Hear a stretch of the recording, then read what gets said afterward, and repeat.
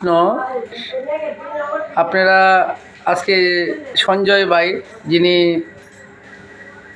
একজন পরম কৃষ্ণ ভক্ত মানুষ, যিনি ওনার কণ্ঠ দিয়ে বিভিন্ন মন্দিরে বিভিন্ন অনুষ্ঠানে ভগবানের অনুষ্ঠানে গান গাইতেন।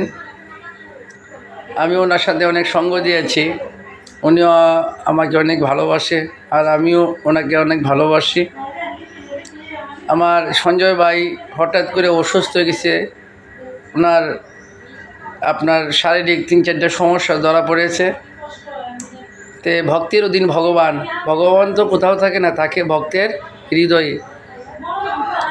আমার সঞ্জয় ভাইয়ের জন্য সকল সাধুগুরু বৈষ্ণবের এবং সকলের কাছে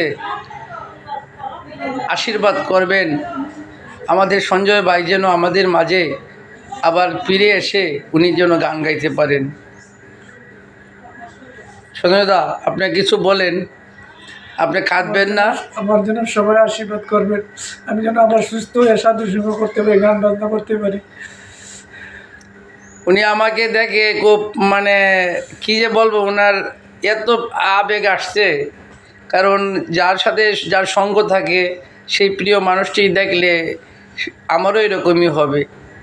তো আজকে আমার সঞ্জয় ভাইয়ের জন্য আমি সকলের কাছে আশীর্বাদ চাই, কারণ আপনারা যদি আশীর্বাদ করেন তে ভগবান তা পূর্ণ করবেন।